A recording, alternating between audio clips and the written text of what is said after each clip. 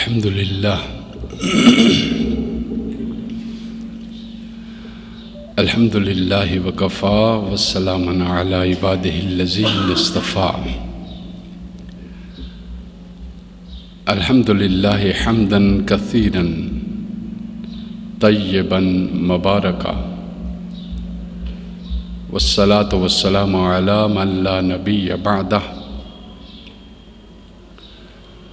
اما بعد قال اللہ تعالی فی الکلام المجید والفرقان الحمید بسم اللہ الرحمن الرحیم لیس البر ان تولوا وجوہکم قبل المشرق والمغرب ولكن البر من آمن باللہ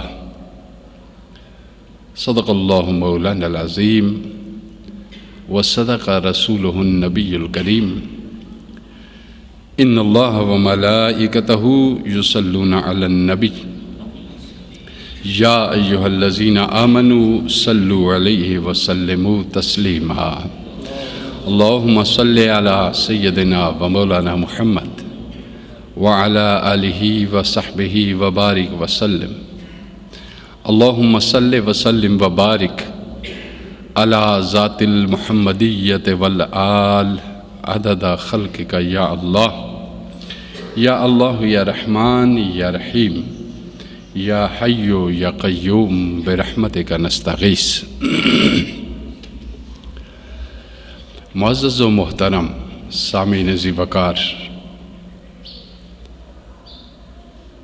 رب العزت جل مجدہ اپنے فضل سے،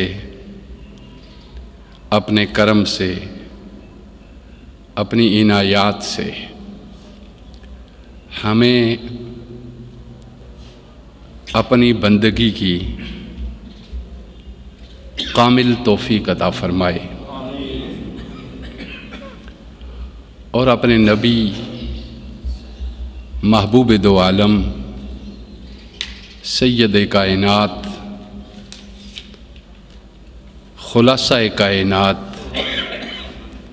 مصدر کائنات منبع کائنات جناب محمد مصطفیٰ صلی اللہ علیہ وآلہ وسلم کی کامل اطاعت، کامل اتباع اور کامل محبت عطا فرمائے۔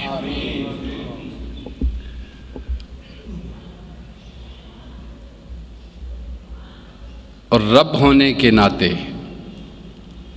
اور خالق ہونے کے ناطے تمام کمالات، تمام خوبیاں اور تمام تعریفیں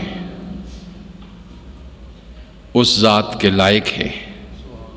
وہ ایسا ہی ہے جیسا اسے ہونا چاہیے، اور ہم اس سے دعا کرتے ہیں کہ وہ ہمیں ایسا بنا دے جیسا وہ چاہتا ہے۔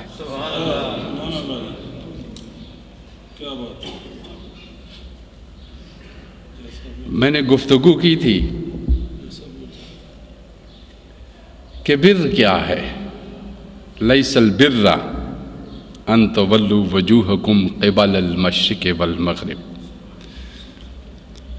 نیکی صرف یہ نہیں ہے کہ تم اپنے منہ کو، رخ کو مشرق کی طرف کر لو یا مغرب کی طرف کر لو، وَلَكِنَّ الْبِرَّ مَنْ آمَنَ بِاللَّهِ۔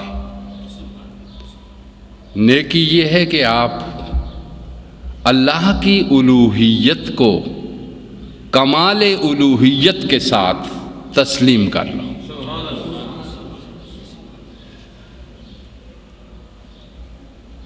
اور اس کے آگے اسی آیت میں پھر تو پوری تفصیل دی گئی ہے نیکی کی، جو ترجمے میں نے پچھلے جمعے پہ آپ کے سامنے عرض کر دی تھی۔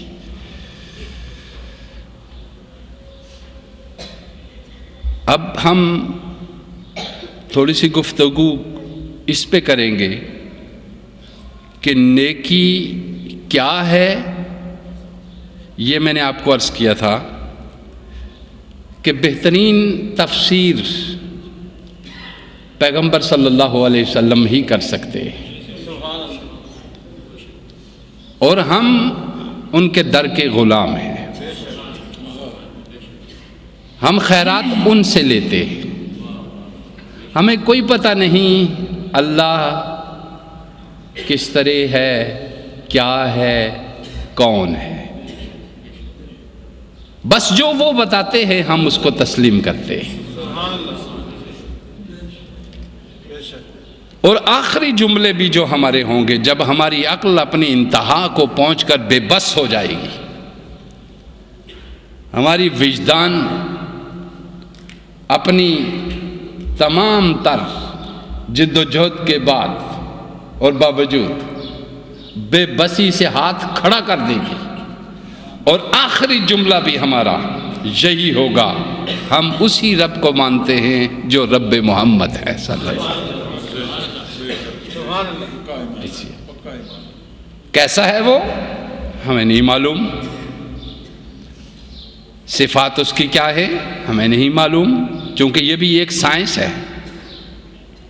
جس طرح مادے کو مسخر کرنے کے لیے کھنگالنا پڑتا ہے پوری زندگی کو، خون جگر پینا پڑتا ہے، جاگنا پڑتا ہے، مشقت برداشت کرنی پڑتی ہے، محنت کرنی پڑتی ہے، نیند قربان کرنی پڑتی ہے، اپنی آسائشوں کو پھینک دینا ہوتا ہے، تو مادے کی معمولی سی صورت ہم سمجھ سکتے ہیں، اور وہ بھی اس رخ پہ کوئی پانیوں کو سمجھنے کی کوشش کر رہا ہے تو اس کو کچھ سمجھے گا، کوئی پتھروں کو سمجھنے کی کوشش کر رہا ہے تو اس کو کچھ سمجھے گا، کوئی درختوں کو پودوں کو سمجھنے لگا ہے تو اس کو کچھ سمجھے گا، اور کوئی انسان کے دماغ کو سمجھ رہا ہے تو اس کو کچھ سمجھے گا۔ یہ سارے انسان اس خالق کی تخلیق پہ غور کر کر کے عالم بن گئے، اس خالق کی تخلیق پہ غور کر کر کے، چونکہ وہ خود علیم ہے، اور یہ سارے کے سارے، کوئی پتھروں کا عالم ہے، کوئی سمندروں کا عالم ہے، کوئی درختوں کا عالم ہے، کوئی حیوانات کا عالم ہے، کوئی پرندوں کا ہے، ان کے خصائل کا، کوئی درندوں کا اور ان کے خصائل کا، اور اس میں اپنی انتہا کو پہنچا ہوا، اور یہ سب خیرات لے رہے ہیں اسی سے، اور وہ چونکہ براہ راست یہ خیرات اگر بانٹتا تو کوئی حاصل اس سے نہ کر سکتا، اس نے چند دل مخصوص کیے ہیں جو اس کی خیرات کو برداشت کر سکے، اور ان میں سے تمام قلوب کا سردار اور تمام روحوں کا سردار جناب محمد مصطفیٰ صلی اللہ علیہ وآلہ وسلم، جہاں کے سب کے چراغ ڈم ہو جاتے، سب کی روشنیاں ماند پڑ جاتی ہیں، جہاں عقل بھی اپنی انتہا کو جب پہنچے تو محمد کہلاتی ہے، جہاں قلب بھی اپنی انتہا کو جب پہنچے تو محمد کہلاتا ہے، جہاں روح بھی اپنے کمال کو جب پہنچے تو محمد کہلاتی ہے، جہاں عرش بھی اپنی تمام بلندیوں کے باوجود جب اسے مشاہدہ کیا جائے تو وہ بھی محمد کہلاتا ہے، جہاں لوح اور قلم ان بھی بلندیوں کو چھوا جائے، اس کی معرفت حاصل کی جائے تو ہر جگہ پہ محمد محمد نظر آئے گا۔ اس لیے اہل دل ہی کہتے ہیں محمد محمد کرندے گزر گئی، محمد محمد کرندے گزر گئی، احد نالوں احمد بلندے گزر گئی۔ ہر وہ صورت خدا ہے، تو نیکی کی سب سے بہترین تفسیر آپ بیان کر سکتے ہیں کہ نیکی کیا ہے؟ تو میں نے پچھلے جمعے پہ عرض کیا تھا کہ بڑا سادہ ہے دین اور بہت خوبصورت ہے اسلام. اتنا سادہ کہ عرب کے گنواروں کو سمجھ آ گئی، اتنا آسان کہ اجڈ، بالکل گنوار، بالکل جاہل، جن کے اوپر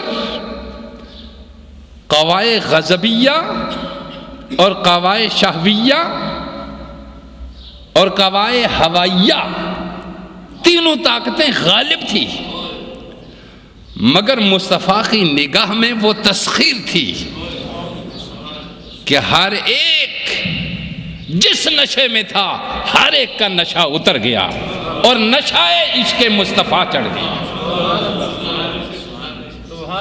ہر ایک کا نشہ ہرن ہو گیا. شراب کا نشہ تھا اتر گیا، بدکاریوں کے نشے تھے اتر گئے، جنگوں کے نشے تھے اتر گئے، خاندانی عظمتوں کے نشے تھے اتر گئے، قبائلی بڑائیاں تھی اتر گیا ہر نشہ. اور اب صرف اور صرف ایک نشہ ہے تو چشم مصطفیٰ کا ہے. یہ چیز تو نیکی کیا ہے؟ میرے مصطفیٰ نے فرمایا نیکی کیا ہے؟ وہ جو تیرے دل کو اطمینان دے. یہ جملے سادہ ہیں، کتنے سادہ. اور بدی کیا ہے؟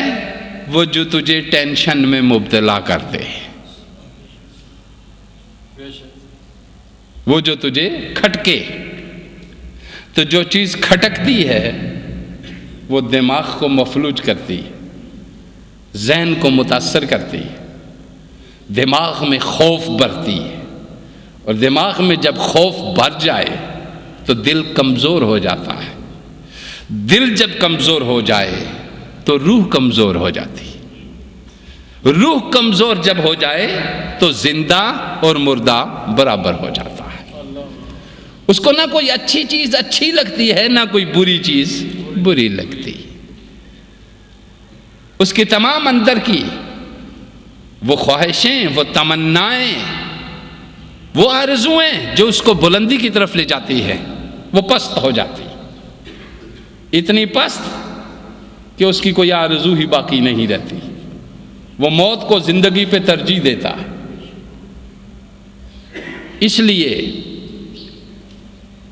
محمد مصطفیٰ کائنات کو حیات بخشنے کے لیے آئے. اور آپ جو دین لائے، میں آپ کو سمجھاؤں گا مولا علی کی زبانی کہ اس میں کیا ہے. چونکہ ایک مدینۃ العلم ہے اور ایک بابوہا ہے. تو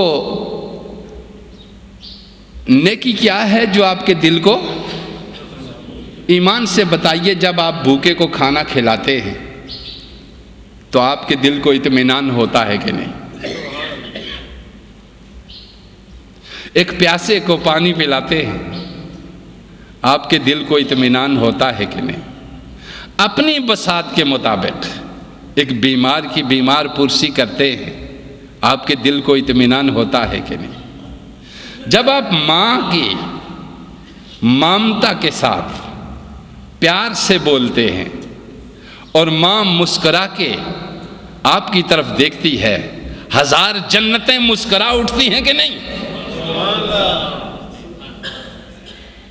باپ کے جب آپ بیٹھ کے پیار کے ساتھ اس کے پاؤں دباتے ہیں، کیا جنتوں کا سکون وہاں میسر آتا ہے کہ نہیں؟ کیا ہی دین ہے اور کیا ہی اسلام ہے. کیا کسی جیب کترے کو بھی کبھی تسکین سے آپ نے دیکھا؟ کیا کسی رشوت لینے والے کو راشی کو بھی آپ نے اطمینان سے دیکھا؟ کیا کسی لوٹ مار کرنے والے قاتل کو اور زانی کو اور بدکار کو بھی آپ نے کبھی اطمینان سے دیکھا؟ تو صاف فلسفہ بتا دیا کہ جو شے تیری نیند میں خلل نہ ڈالے، آرام سے سکون کی نیند تجھے پتھروں پہ بھی آ جائے، دوپہر کی کڑکتی دھوپ میں بھی آ جائے، شیروں اور چیتوں اور جنگلی درندوں کے بھی درمیان تو آرام سے سو جائے اور وہ تیری رکھوالی کریں، کیونکہ تجھ سے جب کسی کو تکلیف نہیں پہنچی تو کائنات کے کسی ذرے سے تجھے کیوں تکلیف پہنچی؟ کائنات کی ہر چیز تیری ہو جاتی ہے جب تو اس کا ہو جاتا ہے، اور اس میں کوئی دقت نہیں ہے۔ تو میں نے آپ کو بتایا تھا کہ اس کے دو پہلو ہیں، اللہ کے ہونے کے دو پہلو ہیں۔ ایک وہ پہلو ہے جن چیزوں سے اس نے روک دیا ہے آپ کو کہ یہ نہ کرو، اور وہ بہت تھوڑے سے ہیں، کرنے کو بہت سارے ہیں۔ آپ کی طبیعت، آپ کے مزاج، آپ کے سکون، آپ کی آسائش، آپ کی خوشیاں، اس کے لیے بے شمار چیزیں اس نے چھوڑی، اور جن سے روکا ہے وہ بہت تھوڑی سی چیزیں ہیں جو قرآن نے جن کو کبائر کہا ہے کہ یہ 5 اور 7 بڑے گناہ ہیں، یہ مت کرو، اور اس کے علاوہ جو تم کر سکتے ہو کرو۔ اسی طرح اس نے تفصیل سے بالکل نہیں بتایا کہ یہ تم کھاؤ، یہ تم کھاؤ، یہ کھاؤ، یہ کھاؤ، یہ کھاؤ۔ اگر یہ ساری چیز قرآن میں دیتا تو قرآن اتنی بڑی کتاب ہوتی کہ شاید 1000 اونٹ بھی اس کو لے کر نہ چل سکتے۔ جی، اس نے 5-6 چیزیں وہ بتا دی کہ یہ نہ کھاؤ بس، اور باقی جو تمہارا جی چاہتا ہے کھاؤ، لیکن کھاؤ اتنا کہ بھوک رکھ کے کھاؤ، تو میں ضمانت دیتا ہوں تم کبھی بیمار نہیں ہوگے۔ اور کھانے کا یہ مطلب نہیں ہے کہ آپ معدے میں پانی کی گنجائش بھی نہ چھوڑیں اور سانس کی بھی نہ چھوڑیں، اور یہ تمہاری طرف سے ہوگا، میری طرف سے نہیں ہوگا۔ وہ تمہاری طرف سے ہوگا، میری طرف سے اس کا کوئی۔ پوری دنیا سائنس اور پورے پیغمبر اور تمام ماہرین اس بات پہ متفق ہیں کہ شدید بھوک جب تجھے لگی ہوئی ہو تو تجھے کھانے کو ٹیسٹی بنانے کی ضرورت نہیں ہے، پھر وہ خشک چپاتی اور بغیر نمک کے بھی اگر سالن تجھے میسر آ گیا، وہ تجھے اتنا مزہ دے گا کہ تیری زندگی کی لذتیں ایک طرف اور یہ لذت ایک طرف۔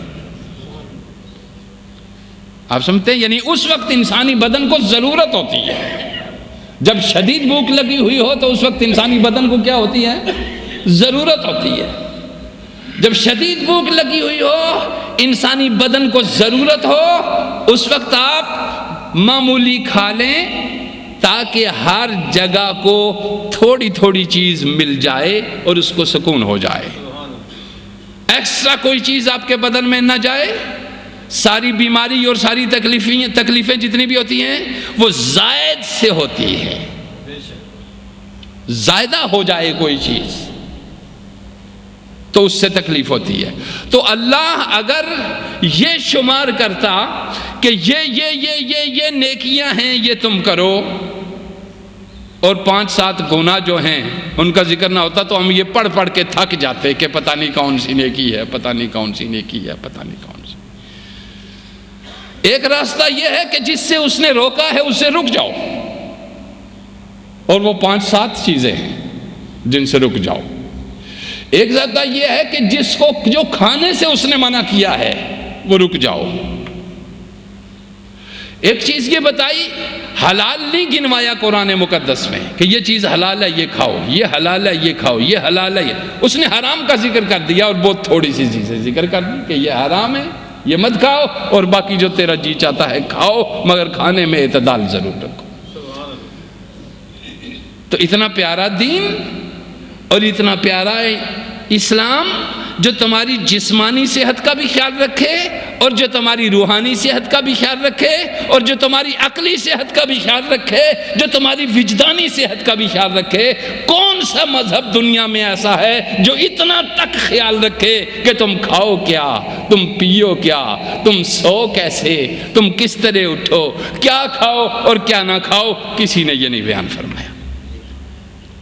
تو جن چیزوں سے روکا ہے ان سے رک جاؤ، اور جن کا حکم دیا ہے اسے فرض کہا گیا ہے، اور جن سے روکا ہے اسے حرام قرار دیا گیا ہے۔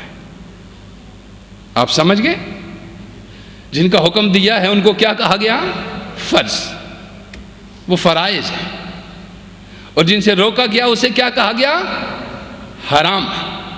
مگر چوٹی کی بات یہ ہے کہ امت مسلمہ میں فرائض پہ بات نہیں ہوتی، جھگڑے اور فساد سارے واجبات پہ بھی نہیں ہوتے، سنت پہ بھی نہیں ہوتے، استحباب پہ ہوتے ہیں، یعنی مستحب ہے یہ کہ یہ چیز مستحب ہے۔ نتیجہ کیا نکلا کہ اس ایسی چیز کے اندر الجھ کے رہ گئے اور ایسی چیز کو فرض کر لیا اپنے اوپر کہ جس کی کوئی ضرورت نہیں ہے۔ پروردگار فرماتے ہیں جو میں نے فرائض عائد کیے ہیں تمہارے اوپر ان کو ادا کرو۔ سنت تمہاری بساط کے مطابق ہو سکتی ہے، تم پیغمبر نہیں بن سکتے۔ جب سنتوں کو ہم دیکھیں گے تو نبی کی سنت کا ایک لباس میں نبی کی سنت ہے۔ مثلا نبی اکرم صلی اللہ علیہ وسلم نے عرب کی گرمی میں ہر شخص کو پگ باندھنے کی ضرورت محسوس ہوتی تھی اور اوپر رومال رکھنے کی ضرورت تھی، موسم چونکہ وہاں کا ایسا تھا۔ تو نبی اکرم صلی اللہ علیہ وسلم نے پگڑی کو استعمال فرمایا، یہ سنت ہے آپ کی۔ ریش مبارک آپ نے رکھی، سنت ہے آپ کی۔ بال کبھی رکھے، کبھی اوپر کر دیے، کبھی نیچے ہو گئے، سنت ہے آپ کی۔ جی لباس میں آپ نے تہبند کو استعمال فرمایا، پجامہ استعمال نہیں فرمایا سوائے ایک آدھ دفعہ کے۔ شلوار کو پسند فرمایا چونکہ سندھ کے ساتھ روابط تھے اس دور میں بھی، تو یہاں کے لباس یہ اس وقت کا بھی تھا، مگر پہننے کا کوئی معمول ثابت نہیں ہوا۔ ایک ہے لباس کی سنت اور ایک ہے وہ سنت جو رسول کی زبان کی سنت ہے، اور ایک ہے وہ سنت جو رسول کی آنکھ کی سنت ہے، اور ایک ہے وہ سنت جو میرے رسول کے کان کی سنت ہے، ایک ہے وہ سنت جو میرے رسول کے ہاتھ کی سنت ہے، اور ایک ہے وہ سنت جو میرے رسول کے قدم کی سنت ہے۔ چلو کہاں اور کس طرف، پکڑو کیا چیز۔ نبی نے کبھی یوں ہاتھ اٹھا کے سنت کے طور پہ ہاتھ بڑھا، مگر یوں کوئی چیز لے کر کوئی جیب نہیں رکھی ہوئی تھی کہ اس میں ڈالتے جاتے، ادھر سے آیا ادھر رکھ دیا، ضرورت مند آیا اٹھا کے لے گیا۔ جب ضرورت کی کوئی چیز پیغمبر کے پاس نہیں ہوتی تو میرے پیغمبر کی ساری زندگی مقروض گزری۔ کس لیے قرض؟ کبھی یہ ثابت نہیں ہوتا کہ نبی نے قرض لے کر اپنے ازواج کے لیے، امہات المومنین کے لیے کوئی چیز لی ہو، یا اپنے بچوں کے لیے کوئی چیز لی ہو۔ پیغمبر نے جب بھی قرض لیا سائل کو عطا کرنے کے لیے دیا، اس حد تک کہ جب رسول اللہ صلی اللہ علیہ وآلہ وسلم کی زندگی کا آخری دن تھا، اس دن بھی محمد مصطفیٰ صلی اللہ علیہ وآلہ وسلم کو سائل کے لیے اپنی زرہ یہودی کو دینی پڑی، اور اس سے قرض وصول کر کے سائل کو دینا پڑا۔ یہ مشکل ترین سنتیں ہیں، یہ مشکل ترین سنتیں ہیں۔ لوگوں، میرے رسول کی اگر ساری سنتوں کو اپنانے لگو گے تو تمہارے بس کی بات نہیں ہے، اس لیے کہ وہ پیغمبر ہے جس کا ہر عمل خدا کا عمل ہے، جس کا بول خدا کا بول ہے، جس کا ہاتھ خدا کا ہاتھ ہے، جس کی زبان خدا کی زبان ہے۔ اس کی ساری سنن پہ ہم عمل کرنے لگے ہیں؟ نہ صحیح۔ صحابہ کرام آپ کے لباس کی سنت پہ عمل کرتے، تو میں نے دیکھا کہ بلال حبشی کو سوائے گھٹنے سے لے کر ناف تک کا سطر ڈھانپنے کے کبھی لباس ہی موصول نہیں ہوا۔ وہ کس طرح یہ سنت ادا کرتے؟ اصحاب صفہ کی یہی حالت ہوتی، جب نماز پڑھتے تو نماز میں ان کا لباس ایسا ہوتا کہ وہ ایک دوسرے کے سامنے نماز ادا نہیں کر سکتے تھے، کہ لباس اتنا محدود ہوتا کہ پردے اور ستر کی اس کو چھپانے کی گنجائش نہ ہوتی۔ اور رسول اللہ صلی اللہ علیہ وآلہ وسلم کی ساری سنتوں پہ آپ عمل کر سکیں؟ یہ نہیں۔ میں کہتا ہوں میرے رسول کی زبان سے جو نکلتا رہا بس اسی پہ عمل کر لو تو وہی کافی ہے، اور ہمیں ٹھیک ہے۔ تو ہمارے پاس بہترین طریقہ کون سا ہے، ذریعہ کون سا ہے اللہ کی بات کو سمجھنے کا؟ رسول اللہ صلی اللہ علیہ وسلم۔ رسول اللہ نے فرمایا نیکی کیا ہے؟ جو تیرے دل کو اطمینان دے، اور بدی کیا ہے؟ جو تیرے دل میں کھٹکے، یعنی جو تیرے دل کو بے چین کر دے۔ اب آپ خود اندازہ لگائیے کہ یہ ایک ایکسپیریمنٹ، ایک تجربہ کر کے آپ دیکھ لیں، اطمینان کی نیند سوئیں گے۔ اس لیے ارشاد فرمایا کہ انسان کے اندر 3 قوتیں ہیں۔ کتنی طاقتیں ہیں، قوتیں ہیں؟ 3 قوتیں جو اللہ نے رکھی ہیں۔ اہل طریقت جن چیزوں کی اصلاح کرنا چاہتے ہیں، شریعت کیا ہے؟ ضابطہ، اور طریقت کیا ہے؟ اس ضابطے پہ چلنا۔ طریق سے ہے طریقت، طریق راستے کو کہتے ہیں۔ آپ سمجھ گئے میری بات؟ شریعت اور طریقت میں فرق نہیں، یہ احمق ڈالتے ہیں اور بے وقوف ڈالتے ہیں،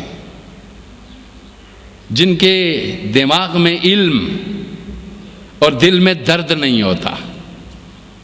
دماغ میں علم کے ساتھ جب تک دل میں درد نہ ہو تو وہ سراپا تخریب ہوتا ہے، اور جب دماغ میں علم کے ساتھ دل میں درد ہو تو وہ سراپا تعمیر ہوتا ہے، وہ سراپا تعمیر ہوتا ہے۔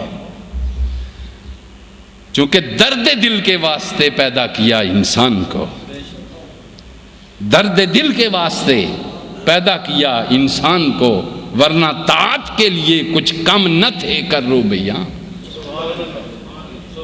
تسبیح تو اس کی، عبادت تو اس کی، نماز تو اس کی، فرشتے بھی پڑھتے تھے۔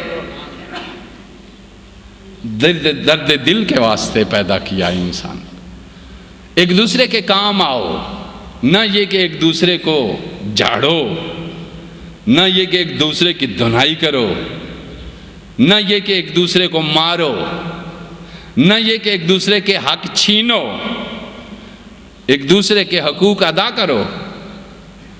ارشاد فرمایا شریعت ضابطہ ہے اور طریقت اس ضابطے پہ چلنا ہے۔ یاد رکھیے، جو صاحب طریقت ہیں وہ صاحب شریعت ضرور ہیں، چونکہ شریعت کے بغیر طریقت نہیں چل سکتی، شریعت کے بغیر طریقت کا وجود ہی نہیں، شریعت محمدی کے بغیر طریقت قابل تسلیم ہی نہیں، شریعت کے بغیر طریقت کو کوئی گھاس بھی نہیں ڈالتا، اور شریعت محمدی کے بغیر جو جس طریقت پر چلے اس کو زندقہ کہتے ہیں، اس کو فسق کہتے ہیں، وہ کافر و زندیق ہے۔ جیسے میں نے حضرت امام احمد بن حنبل رضی اللہ تعالیٰ عنہ کا ارشاد فرمایا تھا کہ من تفقہ ولم یتصوف فقد تفسق، جو عالم تو بن گیا مگر طریقت نہ سیکھی وہ فاسق ہو رہے، اور ومن تصوف ولم یتفقہ،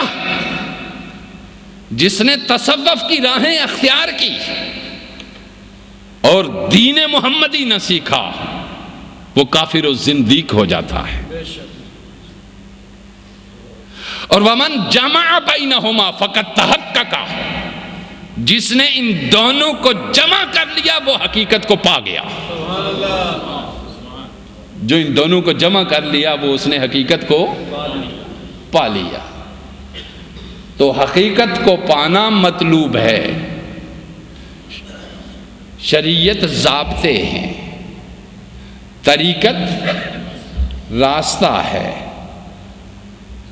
اور حقیقت تک رسائی ہے، اور مقصود حصول معرفت ہے، مقصود حصول معرفت ہے۔ اور یہ شریعت محمدی کے بغیر رسول اللہ پہ جو دروازے اللہ نے کھولے ہیں وہ کسی اور پہ نہیں کھولے۔ رسول اللہ جہاں پہنچے ہیں وہاں تک کوئی اور نہیں پہنچا۔ رسول اللہ نے جہاں تک حقیقت سے شناسائی حاصل کی وہاں تک کسی کی نہیں ہوئی، کسی پیغمبر، کسی نبی، کسی رسول اور کسی انسان کی وہاں تک رسائی نہیں ہوئی جہاں تک میرے مصطفیٰ کے قدم لگے۔ جو ولایت کی جس چوٹی پہ بھی چڑھے گا وہ میرے مصطفیٰ کے قدموں کی خاک تک بھی پہنچ جائے تو بڑی بات ہے۔ وہ حضور کے قدموں کی خاک تک بھی پہنچ جائے تو حضور کے قدموں کی خاک تو الگ رہی، وہ ابو بکر و عمر و عثمان و علی کے قدموں کی خاک تک پہنچ جائے تو بڑی بات ہے۔ لوگوں، دین بڑی اسٹیٹ سیدھی چیز ہے۔ ہم خدمت کے لیے اس دنیا میں آئے ہیں، ہم محبت کے لیے اس دنیا میں آئے ہیں، ہم پیار کے لیے اس دنیا میں آئے ہیں۔ اللہ جمیل ویحب الجمال، اللہ نے جو تیری خوبصورت شکل و صورت بنائی ہے اس کو سنوار کے رکھ، اس کو سجا کے رکھ، جس طرح رسول نے اپنے حسن کو سجا کے رکھا۔ میرے رسول صلی اللہ علیہ وسلم چہرہ تو سرکار کا پہلے ہی والضحیٰ تھا، زلف تو پہلے ہی میرے سرکار کی واللیل تھی۔ راتیں اگر حاصل کرتی ہیں اپنی شب کی تاریکی، اس میں اگر حسن ہے تو زلف مصطفیٰ کا ہے۔ سورج اگر بانٹتا ہے اپنی کرنیں اس میں خیرات ہے اگر تو دست مصطفیٰ کی ہے۔ چاند اگر بانٹتا ہے اپنی خیرات اور وہ اگر پھلوں میں اور وہ اگر سمندروں میں جوار باٹا پیدا کرتا ہے اور انسانوں میں جذبات پیدا کرتا ہے تو یہ تمام کی تمام چشمہ صافی مصطفیٰ سے رواں ہوتی ہے۔ یہ میرے حبیب کا کمال ہے سارا اس کائنات میں۔ لہذا میں نے پہلا جو جملہ کہا تھا یہ یاد رکھو، سوال تو یہ ہوا کہ قبر میں پوچھیں گے من ربوں کا ما دینوں کا، ہمارا جواب آخری صورت میں بھی یہی ہوگا کہ جو رب مصطفیٰ ہے وہی ہمارا رب ہے، جو دین ہمارے حبیب کا ہے وہی ہمارا دین ہے، جو طریقہ ہمارے رسول کا ہے وہی ہمارا رسول ہے۔ لہذا اس کو یاد رکھو، اس رسول کو، اور اس کو یاد رکھنے کا طریقہ کیا ہے؟ اللہم صلی علی محمد وعلی آل محمد، یہ بات۔ اور اب جس کو میں نے کہا شریعت اور جس کو کہا طریقت، وہ آپ سمجھ گئے؟ یہاں تقسیم یہ ہو گئی کہ مسجد کے ساتھ گدی نہیں اور گدی کے ساتھ مسجد بہت کم ہے۔ وہ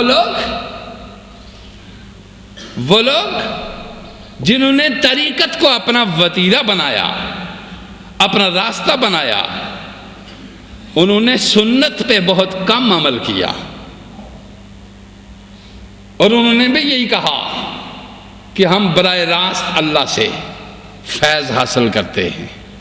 اور ایک وہ طریقہ جو براہ راست اللہ سے فیض حاصل کرتا ہے اور طریقت اس کو کہلاتا ہے، وہ بھی غلط ہے۔ اور ایک وہ طریقہ جو براہ راست اللہ سے فیض حاصل کرنے کی بات کرتا ہے اور درمیان میں سے محمد مصطفیٰ اور ان کے غلاموں کو ہٹا دیتا ہے، وہ بھی غلط ہے۔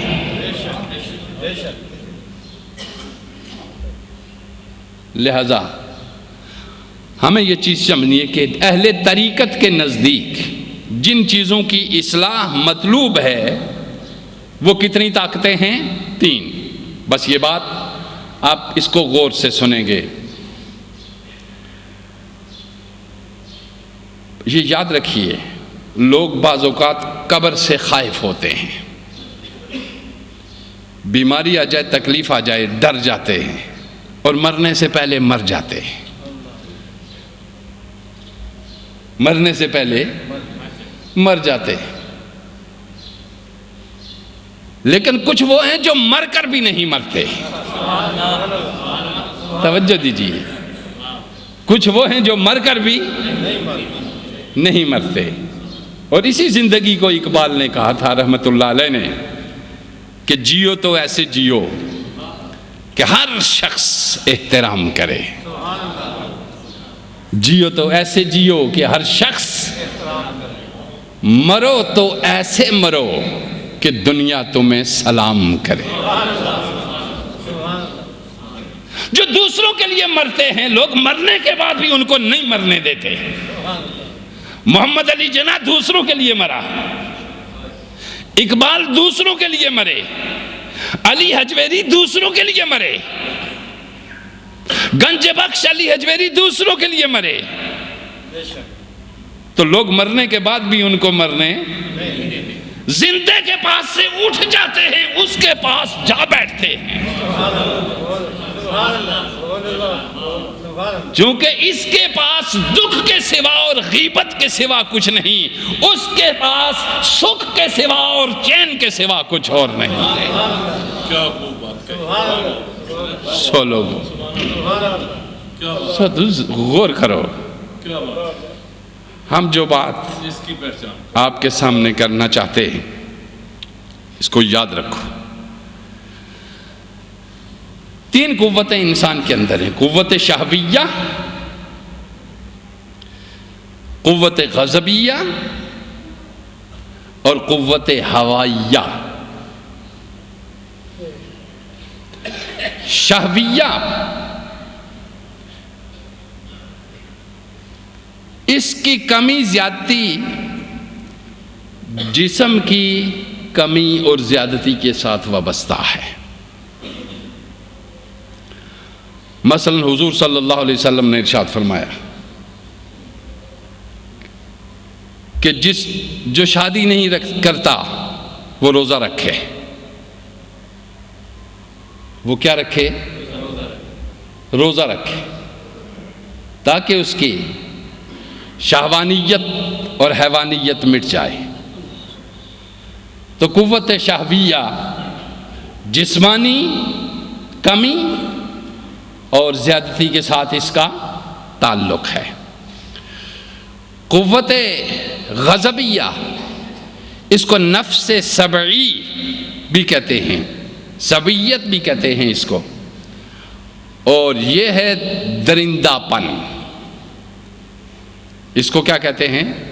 قوت غضبیہ کیا ہے؟ درندہ پن، یعنی درندہ حملہ آور ہوتا ہے دوسروں پہ، جپٹتا ہے دوسروں پہ، کاٹ نہیں سکتا تو بھونکتا ہے دوسروں پہ۔ ہم نے دیکھا اس کو کہتے ہیں سبعیت، درندگی۔ تیسری قوت ہے قوت ہوائیہ، اس کو نفس شیطانی بھی کہتے ہیں اور شیطانیت بھی کہتے ہیں۔ غضبیہ، شہویہ اور ہوائیہ،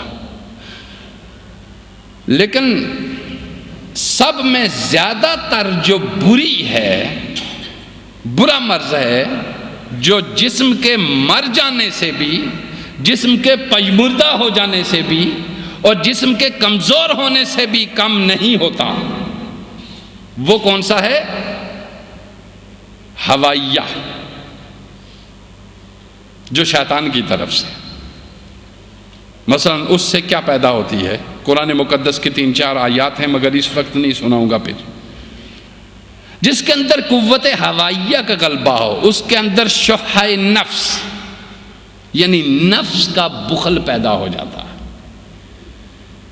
اس کے گھر میں چیز پڑی ہوئی ہوگی، اس کی کبھی ضرورت نہیں ہوگی، مگر ضرورت مند کو نہیں دے گا، وہ پڑی پڑی خراب ہو جائے گی، وہ پڑی پڑی برباد ہو جائے گی، مگر ضرورت مند کو رکھ دیتا ہے، کسی وقت ضرورت آ جائے گی۔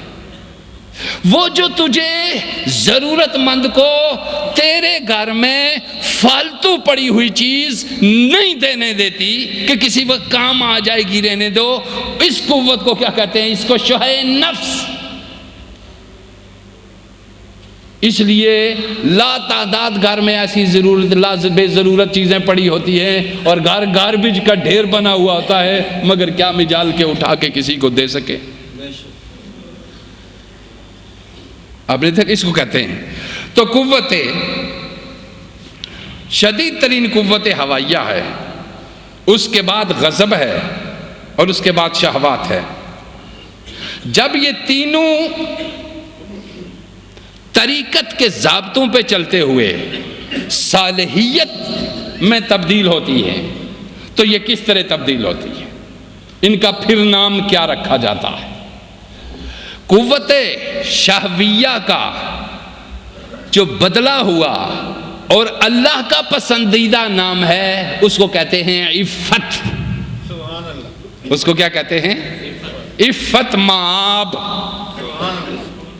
فلاں بزرگ عفت مآب، یعنی جس کی نگاہ بھی کبھی کسی غیر محرم کی طرف نہیں گئی، اور جس کا ہاتھ بھی کبھی کسی غیر محرم کی طرف نہیں اٹھا، اور جو چل کے بھی کبھی کسی غیر محرم کی طرف نہیں گیا، اور جس نے خیال میں بھی کبھی کسی غیر محرم کا لفظ نہیں لایا،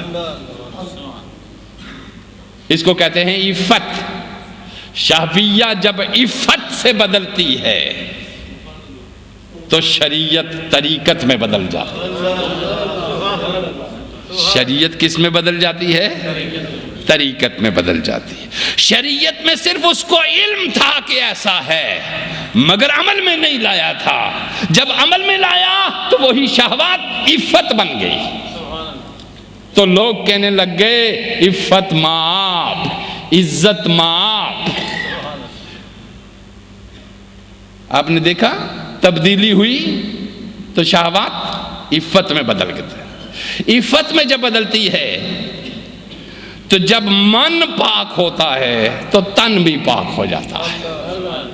عفت من کی پاکیزگی کو کہتے ہیں۔ من پاک ہوا تو تن پاک ہوا، من پاک ہوا تو زبان میں کرختگی سے حلیمی آ گئی، نگاہ میں نگاہ میں تاک جاگ سے پروردگار کا وہ کلام یاد آ گیا، کل للمؤمنین یغضون ابصارہم، مومن مردوں سے اور نوجوانوں سے کہا کرو جب چلا کرو راستوں پہ تو نظریں نیچی کر کے چلا کرو، تاکہ کوئی یہ نہ کہہ سکے کہ یہ کہیں دائیں بائیں دیکھ رہا ہے۔ نگاہ نیچی کر کے چلے گا تو عفت مآب کہلائے گا، اور نگاہیں ادھر ادھر بھٹکتی رہیں گی تو صاحب شہوانیت کہلائے گا۔ اور صاحب شہوانیت، ابھی تو شریعت کی رابطے پہ نہیں چلا تو طریقت کے آثار تیرے اوپر کس طرح نمایاں ہو سکتے ہیں؟ تو گویا شہوات عفت میں بدل گئی، اور قوت غضبیہ یہ موجود ہے انسان کے اندر، غصہ موجود ہے انسان کے اندر۔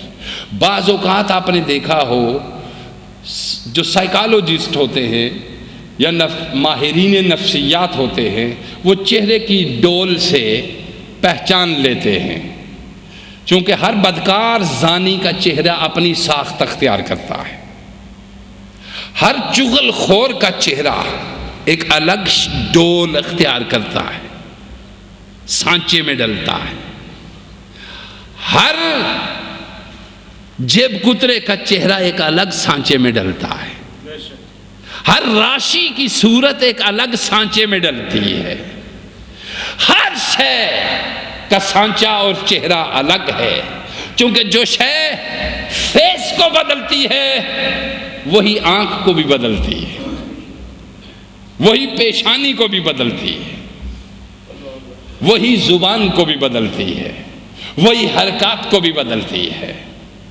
وہی قول کو بھی بدلتی ہے، اور وہی عمل کو بھی بدلتی ہے۔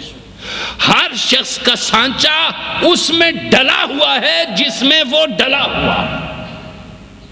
ہر منافق کا چہرہ نفاق کا ایک مجسمہ ہوتا ہے، تو آپ کو اس سے بات کرنے کی پہلے اہل نظر بات ہی نہیں کرتے، انہیں معلوم ہوتا ہے، اس لیے کہ اتقوا من فراست المومن فإنہ ينظر من نور اللہ، مومن کے فراست سے ڈرو کہ وہ پورا ایکس رے کر کے تمہارے دماغ سے اور تمہارے دل سے اور تمہاری سوچوں کے اندر سے ہو کر نکل آتا ہے،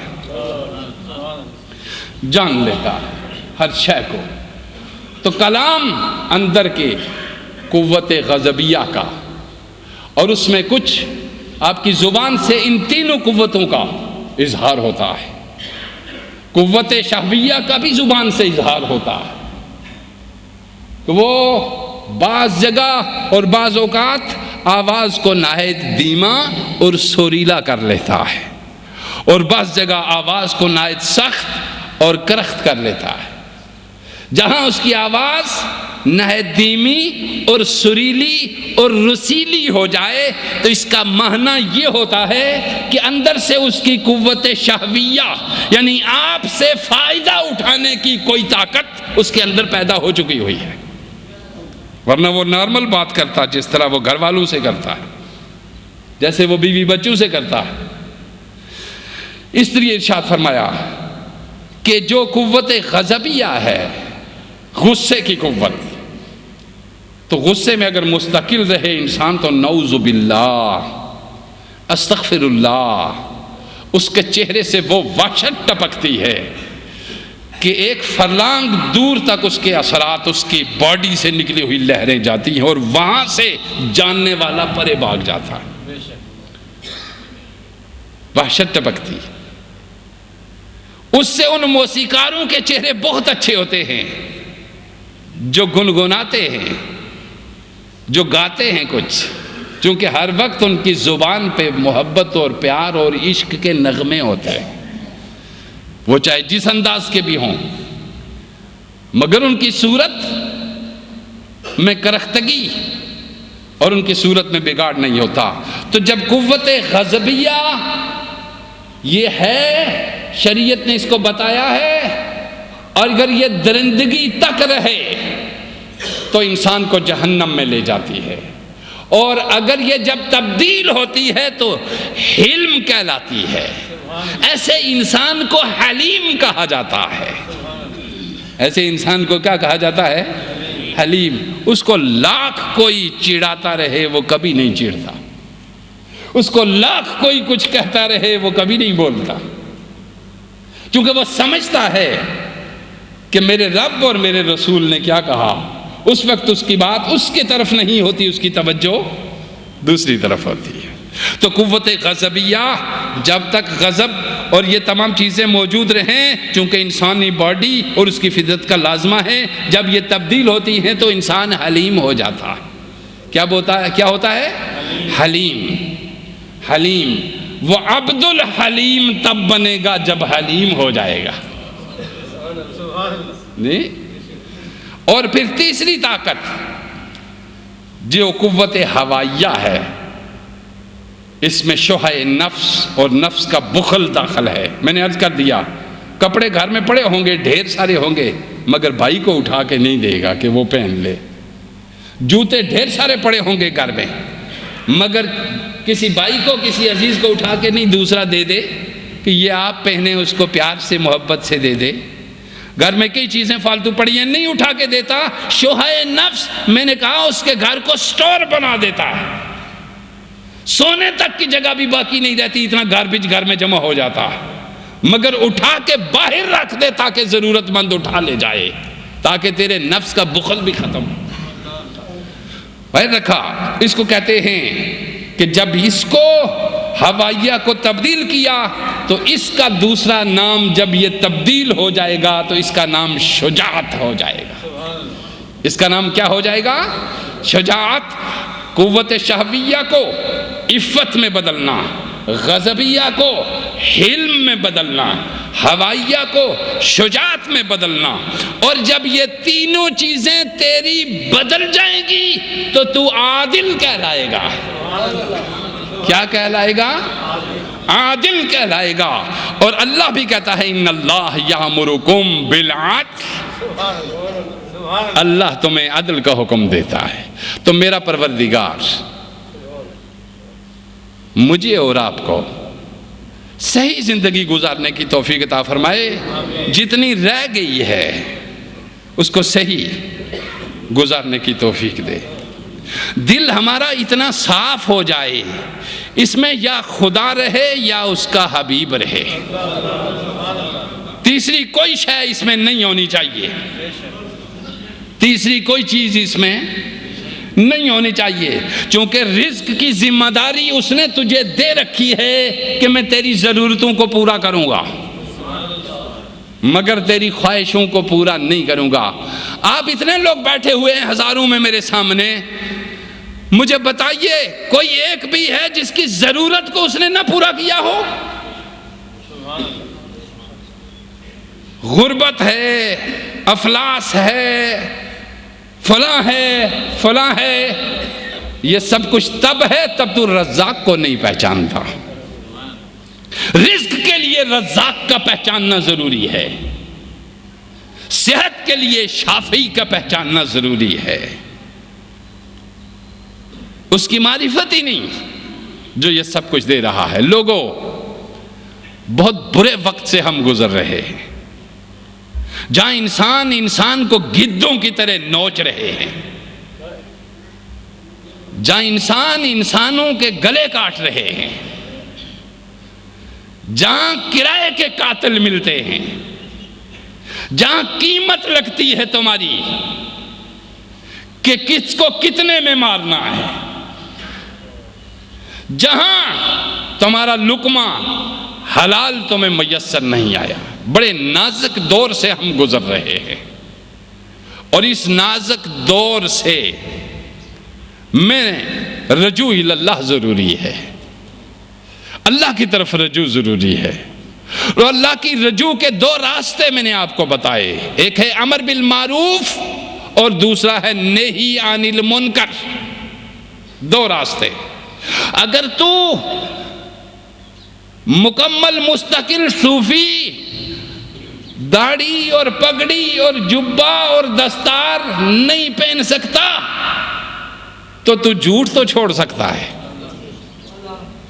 تو غیبت تو چھوڑ سکتا ہے، تو دل آزاری تو چھوڑ سکتا ہے، تو تنقید تو چھوڑ سکتا ہے، تو دوسروں کے دل دکھانا تو چھوڑ سکتا ہے، تو ملاوٹ تو چھوڑ سکتا ہے، تو اپنی عفت کو تو بچا سکتا ہے۔ یہ چیزیں کر تو یہ نہی عن المنکر کے زمرے میں آئیں گی۔ جو تو کرے گا وہ تجھے ایک نور دیں گی، اور جن سے تو بچے گا وہ تجھے 2 نور دیں گی۔ آپ سمجھ گئے میری بات؟ جو کرے گا وہ تجھے ایک نور دے گی، مگر وہ بھی جب مسجد سے نکلا اور باہر جا کے غیبت شروع کر دی تو وہ بھی بجھ گیا، وہ بھی بجھ گیا۔ یہاں جلایا چراغ، باہر بجھ گیا، پھر آگے گیا، وہ جو تھا وہ بھی ختم ہو گیا۔ مگر تو نے جب یہ سوچ لیا کہ میں جھوٹ نہیں بولوں گا تو تیرا چراغ باہر جلنا شروع ہو جائے گا، پھر وہ ایسا جلے گا کہ اس چراغ کو کوئی شیطان بھی بجھانے۔ شیطان کو میرے رسول اللہ نے پوچھا کہ تجھے سب سے زیادہ آسانی بہکانے میں کس کو ہے؟ اس نے کہا اے اللہ کے نبی، اس نمازی کو، اس پرہیزگار کو، اس روزہ دار کو بڑی آسانی سے میں فٹ بال بنا لیتا ہوں جو کنجوس ہے۔ جو کیا ہے؟ کنجوس ہے، اور وہ بے نماز، اور وہ جو کمزور ہے، اعمال کا اتنا پکا نہیں، مگر سخاوت کا ہاتھ کھلا رہتا ہے۔ پروردگار کے حبیب، میں ایڑی چوٹی کا زور لگاؤں میں اس کو کچھ نہیں کر سکتا، میں اس کو کچھ نہیں کرتا۔ لوگوں دو، بانٹو، جو دے سکتے ہو دو، جتنا دے سکتے ہو دو، جس قدر دے سکتے ہو دو، دینے کی کوشش کرو تو رب تمہیں دے گا۔ رب انہی کو دیتا ہے جو دوسروں کو دیتے ہیں، اور رب ان سے چھینتا ہے جو دوسروں سے چھینتے ہیں۔ اور اگر آپ یہ کہیں کہ میں نے فلاں چھیننے والے کے 6 بنگلے دیکھے، 2-4 کاریاں، 6 اس کے گاڑی گیراج میں پراڈو کھڑی تھی، اور کچھ اور رولز رائس تھی، اور کئی مرسیڈیز کھڑی تھی، ذرا مجھے مسلسل 4-5 سال کے بعد دکھا دے، پھر وہاں پہ وہی کھڑی، بتا دے مجھے وہاں پہ بھی وہی کھڑی ہے۔ لیکن جو دیتا رہا، وہ سائیکل پہ چلتا رہا، وہ آخری دم تک فٹ رہا، توانا رہا، جدھر سے گزرتا لوگ اس کو سلام کرتے رہے۔ چھیننے والا کبھی دیر پا نہیں ہوتا۔ اور آپ کو اگر دیکھنا ہو تو دیکھ لیں اپنے سربراہوں کو، جنہوں نے خون چوسے اور جہاں رکھے آج تک پتہ ہی نہیں چل سکا کس نے کتنا خون چوسا اور کہاں چھپا کے رکھا۔ نہ ان کے نصیب ہوا، نہ عوام کے نصیب ہوا، اور نہ ان کی نسلوں کے نصیب ہوگا۔ یہ واضح ہے یہ بات۔ اگر آپ کے پاس 10 روپے ہے تو بھی اس میں سے 1 روپیہ دے دو، اگر آپ کے پاس 100 روپیہ ہے تو اس میں سے 10 دے دو۔ آپ کے پاس اگر گھر میں اچھا کھانا ایک دن بن گیا، مت کھاؤ جب تک کسی دوست کو مت بلاؤ، اس کو بلا کے کھلاؤ گے، پروردگار پھر تمہیں کھلانے والا بنائے گا۔ یہ ہے میری نصیحت، اور یہ ہے وہ دین جو میں آپ کو پہنچا رہا ہوں، اور یہ ہے میرے رسول اللہ کا دین، اور یہ ہے میرے اللہ کا دین، کہ تمہیں واعظ کی ضرورت نہیں، تمہیں تبلیغ کی ضرورت نہیں۔ بند بھی کر دو تم تبلیغیں تو اسلام نہ تقریروں سے کبھی پھیلا ہے نہ تبلیغوں سے کبھی پھیلا ہے۔ اسلام خود پھیلتا ہے کہ یہ دین فطرت ہے، یہ دین فطرت ہے، یہ ضرورت ہے انسان کی۔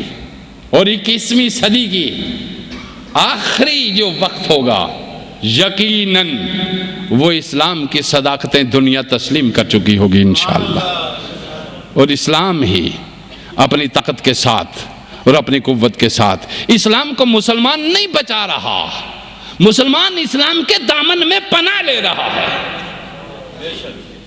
میں کبھی یہ تسلیم نہیں کرتا کہ مسلمان اسلام کو بچا رہے ہیں، کیونکہ میں جانتا ہوں سارے مسلمانوں کو، پگڑی والے مسلمانوں کو بھی، داڑھی والے مسلمانوں کو بھی، پینٹ شرٹ والے مسلمانوں کو بھی، حکمران مسلمانوں کو بھی، میں تمام مسلمانوں کو جانتا ہوں میں کہ کس کی کتنی ٹھیکیداری ہے دین پہ، اور کس کو دین سے کتنا فائدہ ہو رہا ہے۔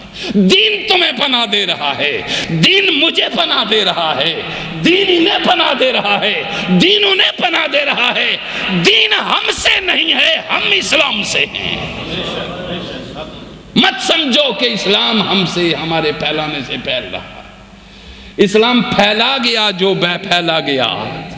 90 لاکھ غیر مسلموں کو معین الدین اجمیری نے ایک تقریروں کی کتاب بھی اس کی نہیں، ایک خطبہ بھی اس کا نہیں، ایک گفتگو بھی اس کی میسر نہیں آئی۔ 90 لاکھ غیر مسلم ہندو اور غیر مسلم ہریجن اسلام قبول کر گئے۔ وہ مقناطیسیت ہے۔ دل صاف کرو، دل صاف کرو، دل کو پاک کرو، اور اتنا صاف کرو کہ اس میں خدا ٹھکانہ کر لے، اللہ ٹھکانہ کر لے۔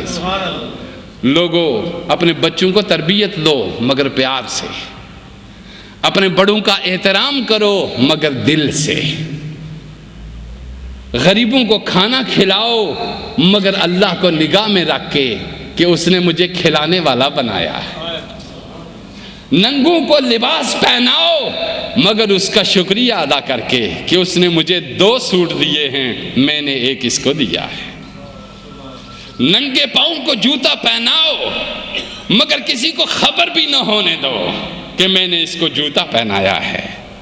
مقروض کو قرض دو مگر کہتے نہ پھرو کہ میں نے اس کو قرض دیا ہے۔ حاجت مند کی حاجت پوری کرو مگر تمہیں جب حاجت پوری کر چکو تو تم بھی بھول جاؤ کہ میں نے کسی کی حاجت پوری کی ہے۔ میرے رب کے یہ فرمان ہے۔ میں اس رب سے پیار کرتا ہوں، اس نبی سے پیار کرتا ہوں جو مخلوق سے پیار کرتا ہے۔ طریقت بجز خدمت خلق نیست، سجادہ و تسبیح و دلک نیست۔ میرا رب میرا اور آپ کا محافظ ہو۔ وما علینا الا البلاغ۔